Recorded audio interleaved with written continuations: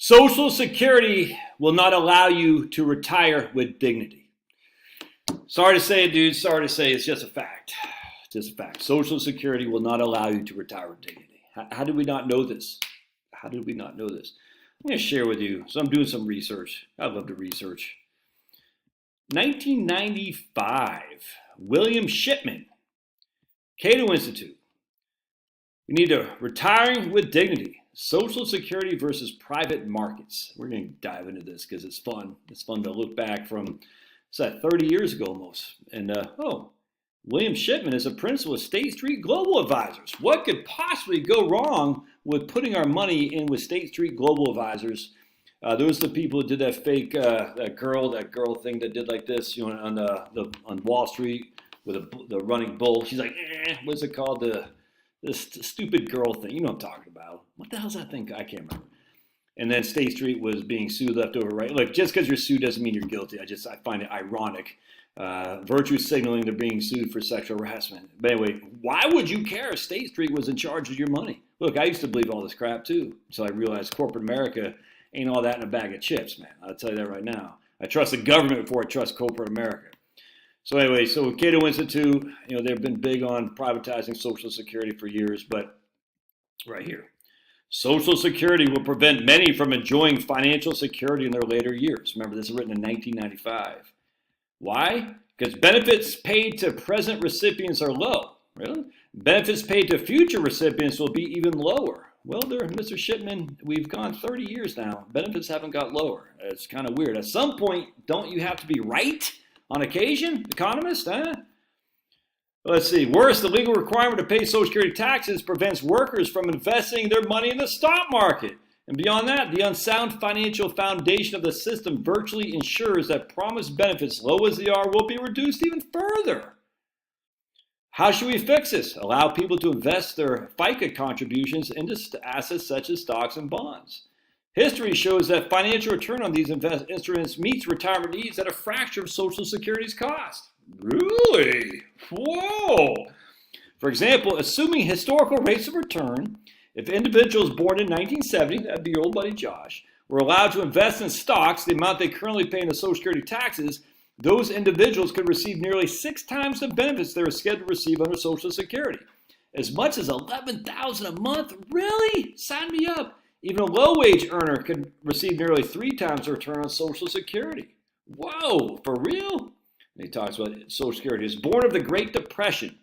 It's a political response to severe economic trauma. The stock market virtually imploded, dropping by 70% from 1929 to 1934. Does he not remember what he just said? He just said if individuals were born in 1970 and allowed to invest in stocks the amount they currently pay into Social Security, they could receive $11,729 a month. And literally two paragraphs later, the stock market imploded, dropping by 70% in 1929 to 1934. So you know what he does? He uses the SBBI chart from Roger Ibbotson, right, which shows from 1926 and 1993, we had a 10.3% average rate of return in stocks, and 5.6% in corporate bonds, and 5% in government bonds. Yeah, but you didn't retire in 1926 to 1993. 1951, 1963, 1971. Look at all these averages, Josh. Don't you know? Don't you know? Oh, if you only knew what was coming in the aughts. Interesting, because this right here is irrelevant. Even this is irrelevant. You could say, yes, 1961 to 1993, that's a 30-year retirement, and I'll show you why that's kind of silly. We'll go into here. We'll go into here in just a second. Let's keep going, though. I find that the average rate of return is this, that, and the other. Especially when we just said the stock market dropped by 70%. 75% of today's wage earners pay more Social Security taxes than federal income tax.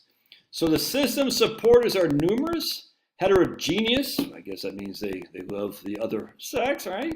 Vocal and politically powerful. They're going to cut your benefits. Supporters are numerous, vocal, politically powerful. And by and large, they do not want politicians to meddle with the system. Interesting. The Social Security's own actuaries estimate that the trust funds will be bankrupt in 2030. Well, now it's 2034, and they were saying even back in the late 1990s in 2028. However, that estimate may not indicate how soon the financial crisis will really occur. The real crisis starts not when the trust fund runs out, but when it peaks and starts to decline. At that point, the trust fund must start turning in bonds to the federal government to obtain the cash needed to finance the benefits, which is what's happening right now. But the federal government has no cash or other assets. We're still running. Are we turning? I don't know. Either way, by 2034, 2035, there won't be enough from taxes on your payroll tax to finance the Social Security benefits. So they're going to have to start going to deficits. I think they are turning their bonds down. Anyway, it doesn't matter. At that point, the trust fund must start. We already talked about it. But the federal government has no cash or other assets with to pay off those bonds. It contained the cash only by borrowing and running a bigger deficit, increasing taxes, or cutting the government spending. But those problematic responses, even if implemented, will not appreciably lessen Social Security's financial peril, for the system's flaws are more fundamental. So we're going to have to borrow, which apparently we can borrow to our heart's content for Ukraine, for woke crap. You know what I'm saying? We can borrow. Just keep borrowing, baby. There's no end to the borrowing. And the Republicans, supposedly the party of the conservatives, we're going to be deficit hawks. They want to send all kinds of money to Ukraine. It's crazy. It's great. We can borrow and send all kinds of freaking troops overseas. We can go to the South Sea of China. We can do everything. We just borrow. We don't have the cash to finance all this stuff. We can borrow to send money all over the world. It's great. Victoria Nuland can go to Africa and use her evil ways to secure the U.S. empire in Africa with money that we don't have. We just borrow. It's always weird how they always pick on Social Security. How come no one's talking about Ukraine? I wonder if the Cato Institute is in favor of Ukraine. Let's take a look here. All right, well, here's Doug Bando. Stop enabling bloodshed in Ukraine. Don't let Ukraine join NATO. That's good. All right, good stuff. So that's good. At least they're saying that. I haven't read those things, but I'm liking that. The fact they're like, let's keep going here. All right, be as it may. All right, so now we're going to go to, keep scrolling down. In 1950, there were 16 workers for every Social Security beneficiary. At present, there are 3.3, and they'll be projected to be fewer than 2 in 2030. What is that? Is that still the case? I don't know. I think it's 2.4, but be that as it may, that's all right. Payroll taxes must rise as the support benefit ratio falls. Yeah, 100%, and payroll taxes has risen. I also, like he says, in 1940, life expectancy at birth was 64, and now it's estimated at 75. Ooh, wow, we've really turned the corner there, huh? At the turn of the century, the birth rate was 3.56, and now it's 2.0. Yeah, so we don't have enough people. I mean, literally, we're going to have to raise taxes on payroll tax. There's no two ways around that. You got to do that. I got no qualm with that. You should do that, 100%. And don't just say, just raise it, get rid of the cap. I mean, you can do that. It's stupid. That's not going to do anything. Everyone has got to pay more taxes for Social Security. Everybody. It's just a fact. 50 basis points to you, 50 basis points to your employer. So 1% increase in payroll taxes is going to have to get done, dude. There's no other way around that. And we should do it for sure. If you want to raise the cap, it's fine too. I mean, you're hurting entrepreneurs like me, but hey, I get it. That's, how dare I make more money than everybody else? And as I talk about my book, you can retire on Social Security. Here's a tax in 1937. I don't know why he's got 10.52 here. I don't know what that's about. But anyway, it's much higher today than it was in 1937. 6.2 to you, 6.2 to your employer. Back then, it's 1% to you, 1% to your employer. So it's gone up by hundreds of percent, the taxes have. So this idea that there's not enough people paying for it, there's not. We have too few workers out there. We don't have enough babies being born. But their taxes have gone up. In fact, I'm going to show you some here. What he talks about. Even adjusting for inflation, the maximum tax increase has increased almost by 900% from 1951 to the present. During the same period, Social Security benefits also increased, but substantially less. The benefit increased by about 188%, while taxes went up by 900%. Again, the idea they're going to cut your Social Security benefits, my friends, are you freaking nuts? How much are people paying in taxes? That is an entitlement. They're not going to cut your benefits. They pay more in Social Security tax, a vast majority of people, than they do federal income tax. Taxes have gone up. The benefits have gone up, not nearly the same as the taxes. Taxes haven't gone up for Social Security since 1993. We need a raise in taxes 100%. We don't need an increase in retirement age. We need a raise in taxes. Unequivocally, yes, sir. Now, that's not debatable, in my opinion. On top of that, though, the tax rates have gone up so much since back in the old days and how much you paid for it that people aren't just going to say, yeah, take away my benefits, no big deal. It's not going to happen. Crazy. All right, let's keep going. Stock and bond returns that he uses are actually those from 1951 to 1993. Nominal returns thereafter assumed to be 7% for bonds and 10% for stocks, respectively. At retirement, portfolios are used to purchase annuities, increasing at 4% a year and certain until age 80. It's like the natural retirement risk people at Boston College. Just gonna buy an inflation-adjusted annuity, no big deal. You're just gonna get 7% on bonds, 10% on stocks on your money, no big deal. Dude, come on, man. He says, we'll discuss the reasonableness of these assumptions later. Oh, it's so dumb, man. I'm like, yeah, don't you buy an inflation annuity. Good luck with that. From 1951, the payroll tax has not been stable. It has increased 17 times. It hasn't increased since 1993. We need to increase the payroll tax. Not counting cost of living adjustments, the maximum covered earnings has risen by 5 times. And we'll keep, I'm just telling you, we're going to keep rising it.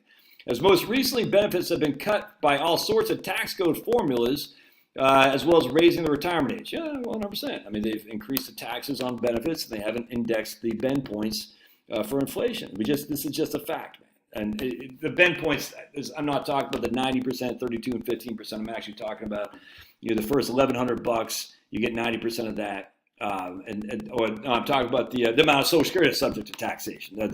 So your Social Security hasn't changed since 1983, how much your benefits is subject to taxation. It's not. So it used to be in the old days, your provisional income is where I'm going with. So it used to be in the old days, if you had, if you're single, 25,000, if you had under 25,000 of provisional income, none of your Social Security benefits subject to taxation.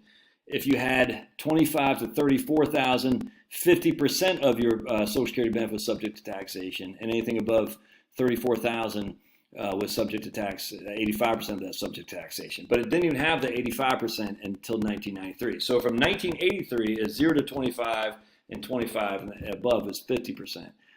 And then they added the third threshold there in 1993, but they haven't adjusted those numbers. So, I mean, literally, if you're a single in 1983 with 25,000, you were freaking doing great. A single today in 2023 at 25,000, you're poor. I mean, it's insane they haven't done that. So they have increased, or they have reduced your total Social Security benefit because of that, and they did it sneakily, man. So I agree with that. Raising the full retirement age, it hasn't been much, dude. It went from 65 to 67. I mean, what to do? Social Security currently accounts for nearly half of all retirement benefits. More than half of the elderly receive no private pension. Wait, this is in 1995. I thought everybody received pensions.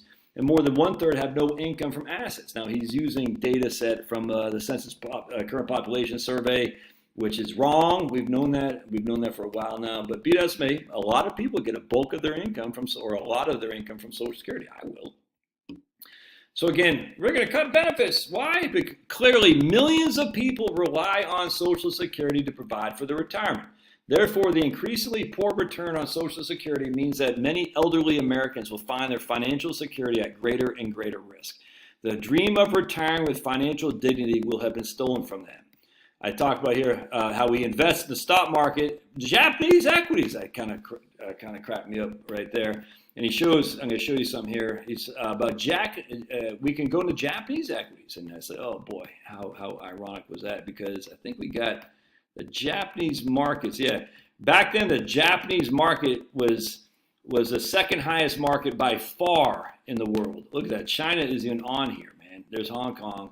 The Japanese market was, not quite spitting distance of us, but, closing in on the U.S. Now with the Japanese market right now the Japanese market will fall to 5th in the world in 2023, losing to New York Stock Exchange, NASDAQ Exchange, and Shanghai, and Euro next. So the Japanese market back then was number 2, and now it's 5th, losing to Shanghai, China. Isn't that crazy?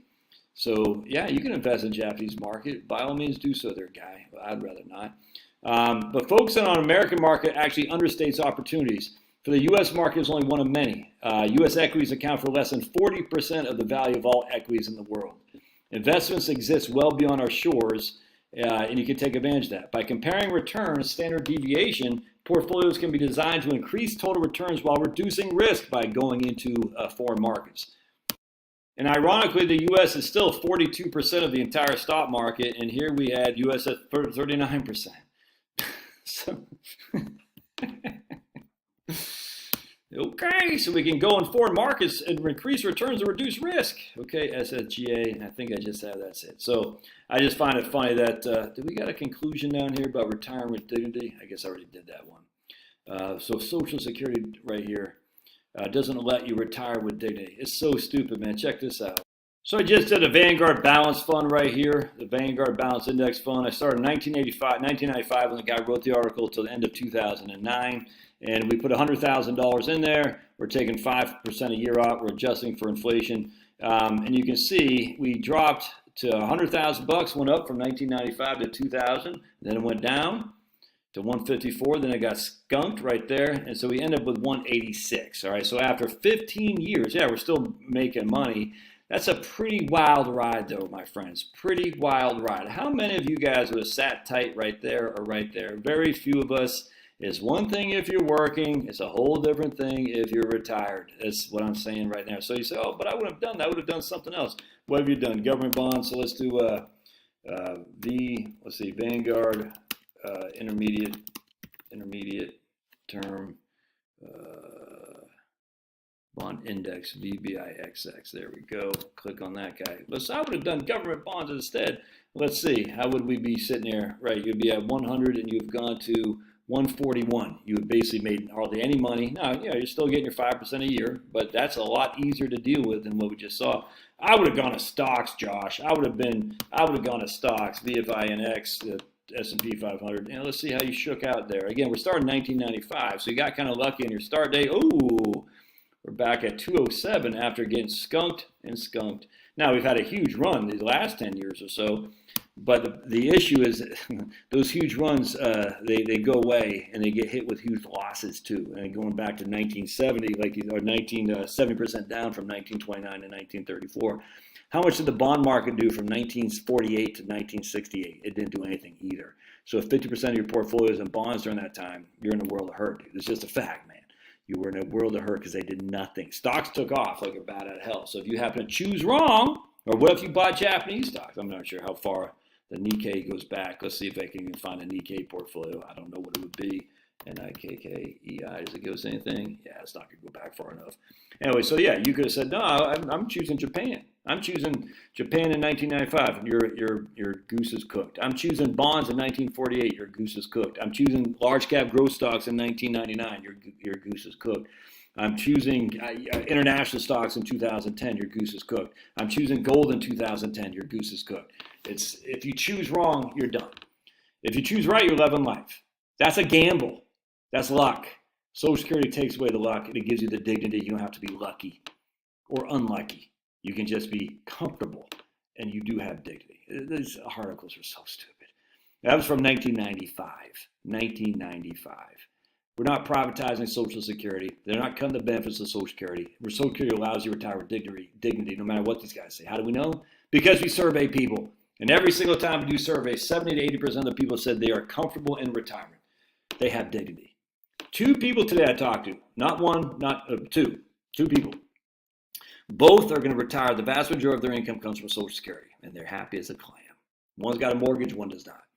Both are getting out the crappy old jobs. They're old white guys like, I can't, this whole DEI stuff is stupid. I can't take the purple hair idiots anymore with their, 57 flavors. And, you don't know what you're doing mechanically. Let me tell you. And it's like, And they're like, dude, I'm done.